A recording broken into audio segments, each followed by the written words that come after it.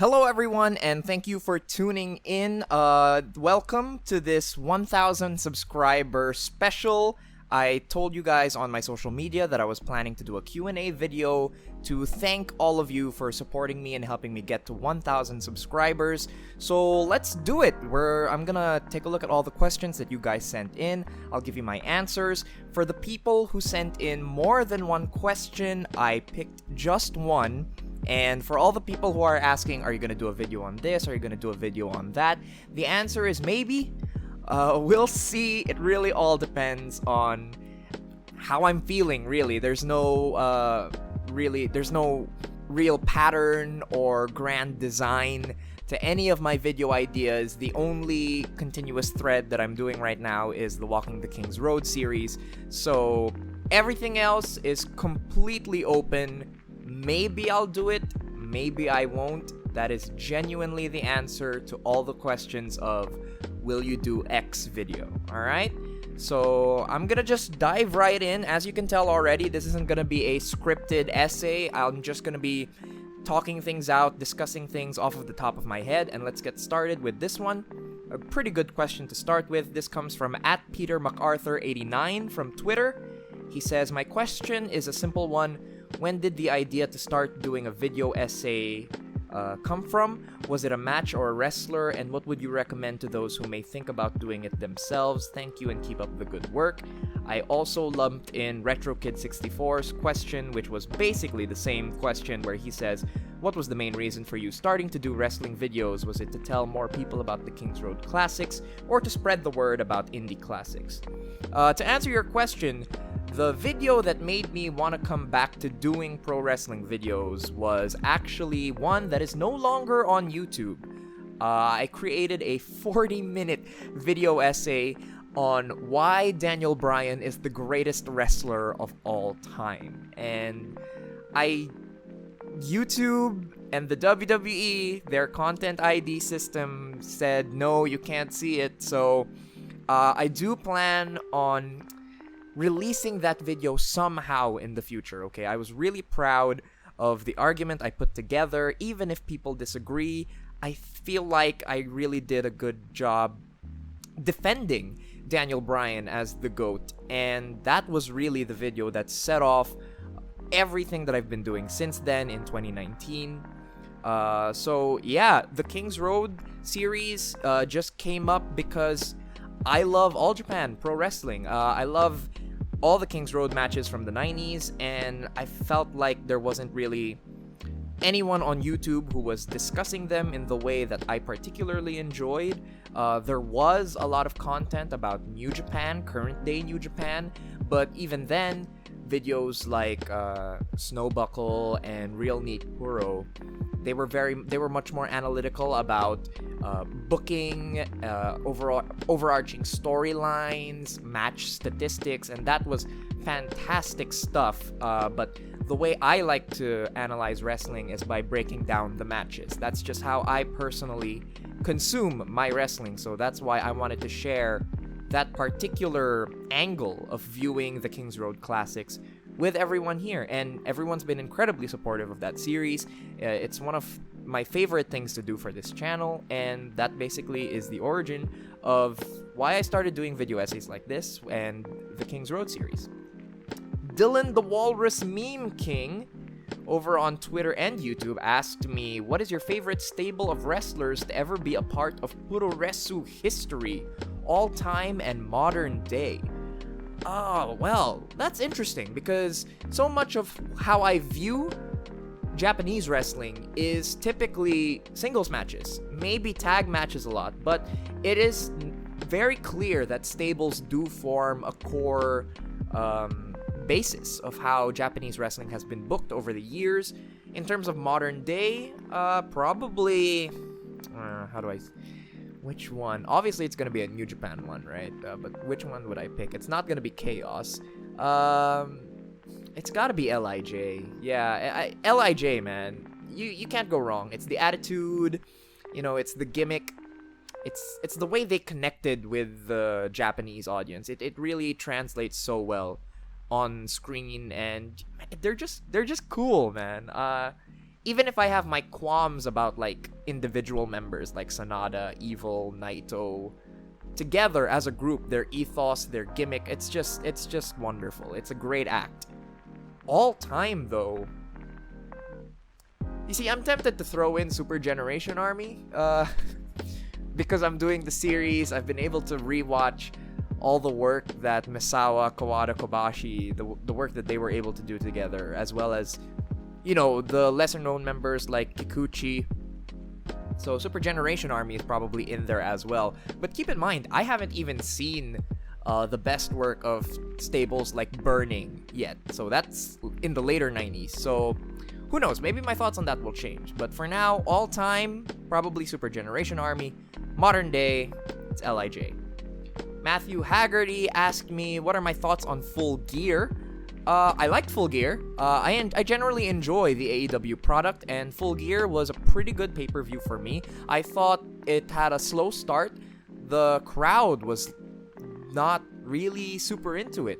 People tweeted me online saying that the crowd was really loud, but you know, it's always gonna seem that way when you're there live. But on screen, man, it was not translating at all, but they definitely came alive for the two main events. I loved both the main events. Yes, I'm surprised I enjoyed the unsanctioned fight as much as I did. I would have thought that I have complained so many times about Kenny Omega wasting time and being overindulgent, and yet here I am. I really enjoyed the 40-minute unsanctioned fight. What can you do? It's just one of those weird things. I like what I like, and I enjoyed it. I know so many people who hated it. I know so many people who loved it. I loved it. There you go. Yeah, Full Gear was a great show. I wish they had a better crowd, but that's also an extension of a lot of these acts being not quite well known on the larger national stage yet. So I think that AEW has been addressing this. The Dynamite right after Full Gear did a lot to try and endear the more mid-card talents to the audience. So let's hope that's a trend that continues.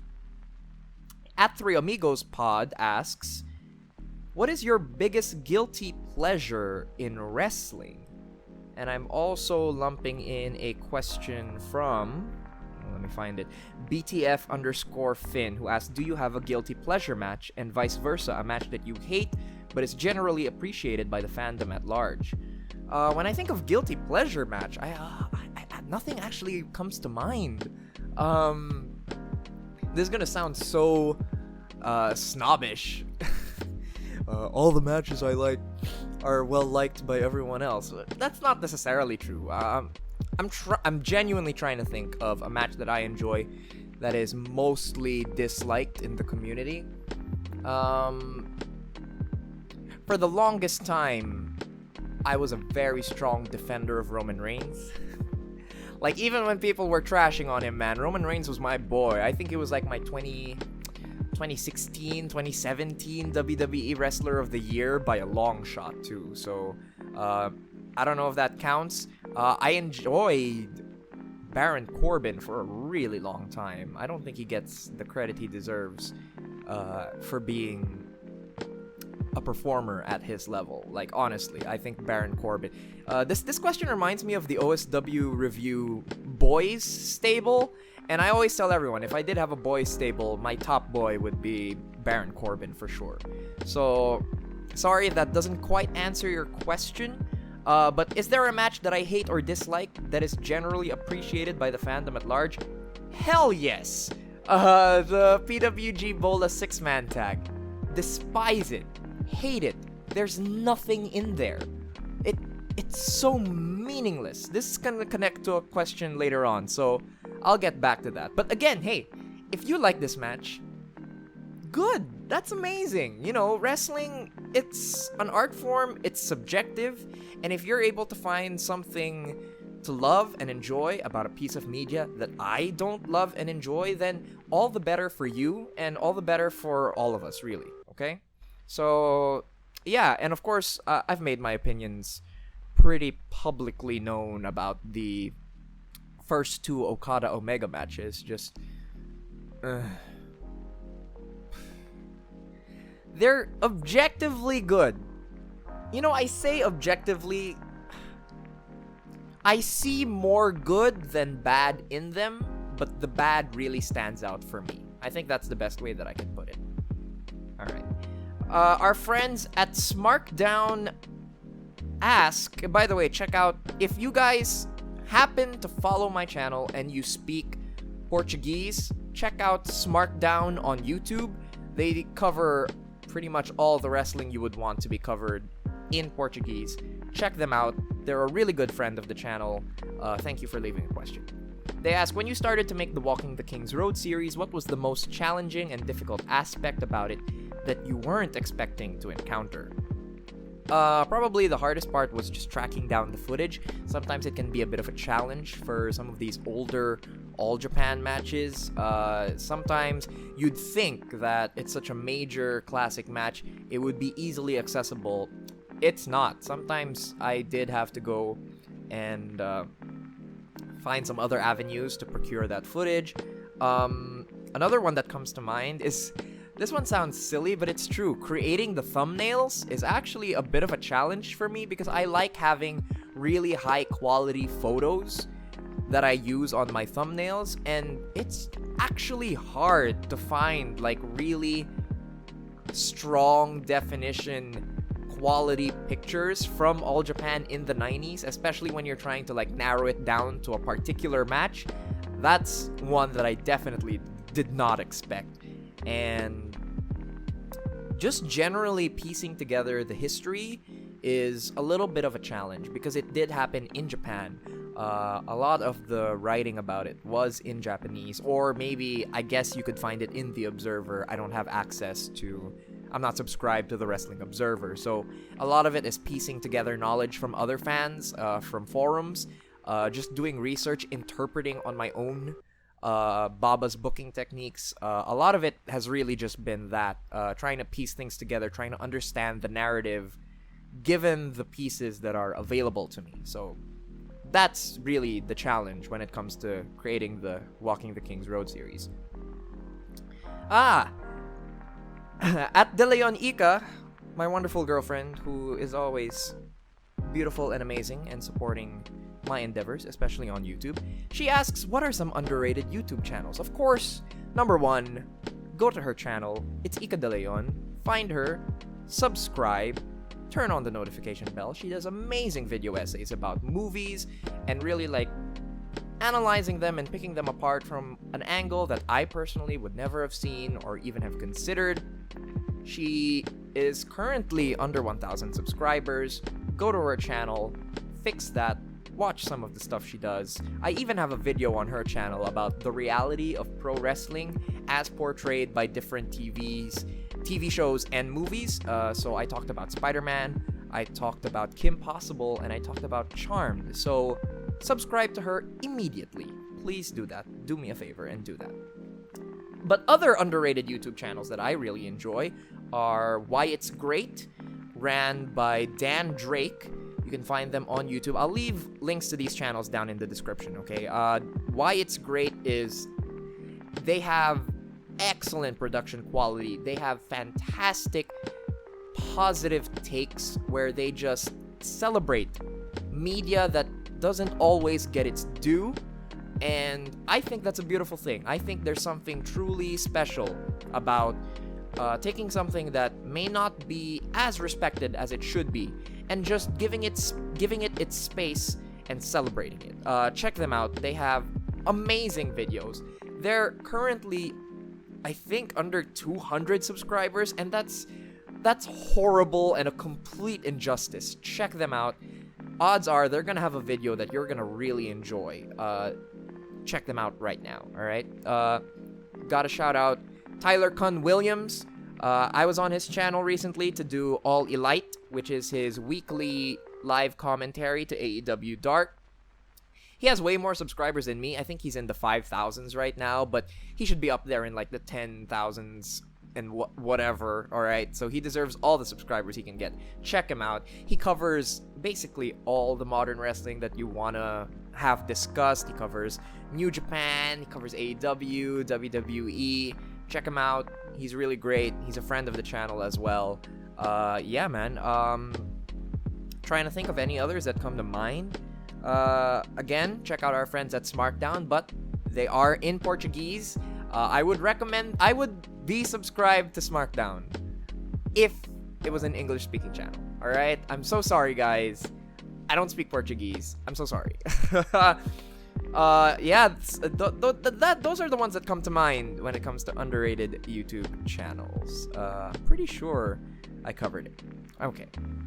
Thank you, Ika, for your question and for all your support. Friend of the channel, Tyler Kun Williams. He says, what's your philosophy on how pro wrestling should be viewed as a whole in 2020? Tapping into the whole sport versus performance art debate from earlier this year. Guys, it's a performance art. I'm sorry. I don't know what to tell you. It's not an athletic competition at all. It's an athletic exhibition. In that sense, it's... disclaimer. I don't know anything about real sports. I don't know a thing about it. Alright? Nothing. Zero. Okay? So I might not be the best person to weigh in on this question, but I know wrestling. And what wrestling is that it is performance art. It is a simulation of combat. It is a simulation of heightened emotions, of adversary, of determination. It's an act. And this is a thing that we know. This is a thing that we, as a collective culture, know about pro wrestling in 2020. It is performance art. Where this debate comes in is the level of verisimilitude that we expect of this performance art. How closely or how far do we allow it to reflect and be tied to what we know as real life? And our perceptions of that are changing all the time. Like, what we would have thought as realistic in 1980 is completely different from what we think of as realistic now, when we have actual real combat sports on a large mainstream level with mixed martial arts. It completely changed. But yeah, I think wrestling is a medium, it is a genre of performance art, and it encapsulates a wide spectrum of tones, stories, and verisimilitudes. And I think that there is space for that variety, and I think that variety should be celebrated, absolutely.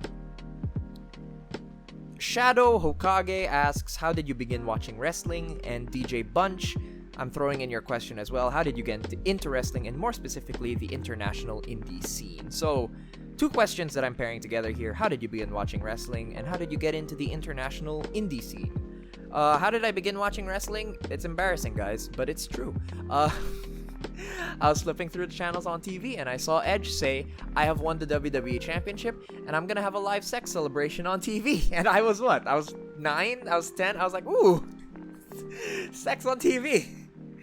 Let's check this out. Let's see what the big deal with this wrestling thing is. That's what happened. I can't lie. That's how it went down, and I tuned in week after week, hoping they would do it again. Oh man, it's sad, but we all have our stories. We all do. You know, I wish it was like an inspirational. Yeah, one day my dad took me to the arena. No, that's not what happened at all. So yeah, I was being disgusting. There. That's how I got into wrestling. And I feel bad about it because it validates all of Vince's horrible ideas about drawing viewers. Sad. Overall sad origin. How did I get into the international indie scene? It must have been wrestling YouTube, actually. I'm pretty sure it would have been watching guys like Truth Slayer and Big Rat 310, and they would talk about ROH DVDs and Shakara DVDs and PWG, and I was just like, ooh, what's this? Look at all these stars. Look at the high ratings that they're giving them.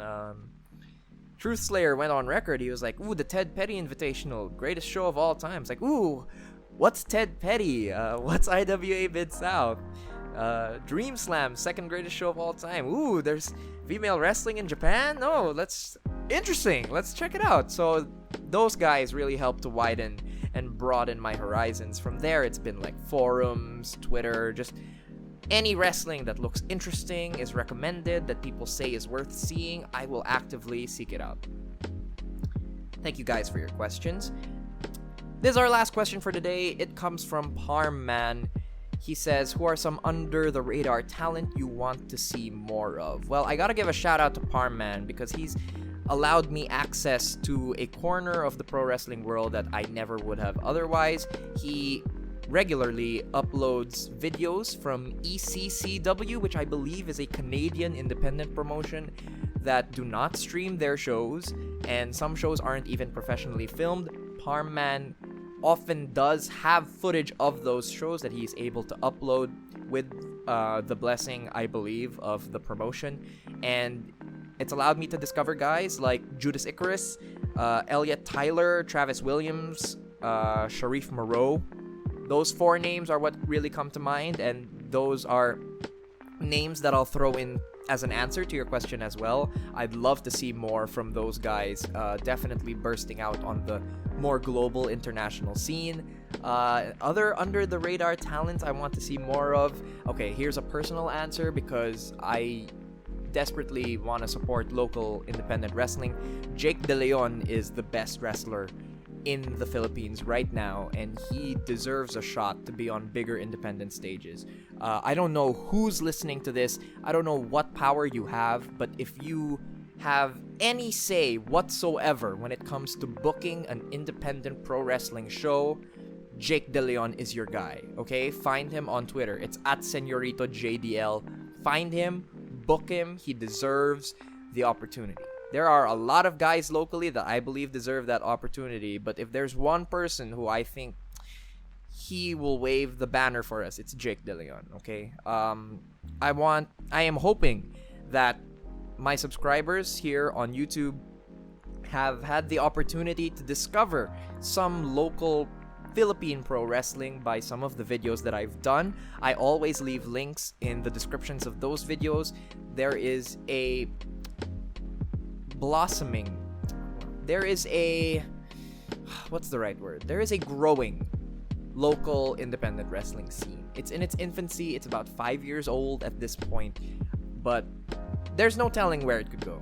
Genuinely, there is no telling where it can go, and I feel like the potential is there. And if we just put some eyes on it, who knows where it could go. So that's my answer. Parman, thank you for asking a question. Thank you for all the ECCW footage, and thank you everybody for sending in your questions for this Q&A. I really appreciate it. I appreciate so much that you guys have subscribed and you anticipate me just talking about wrestling that I really love every week. It means so much to me. I will be back in 2020 with more videos, and I've mentioned this multiple times, but I want to reiterate it here that there is a possibility I'll be switching to 2 videos every month when we hit 2020. I hope that's not a huge problem for you guys. Thank you all so much for getting me to 1,000 subscribers plus. If you want to support this channel in a different way, you can go to my Ko-fi page. It's kofi.com/Joseph Montecillo. You can leave a one-time tip, or you can become a monthly contributor, and I will definitely put your name in the credits for every video. You guys are awesome. Thank you so much. We have so many milestones left to go, and I'm glad to have you guys along on the journey with me. You are all great. Thank you again, and have a good one.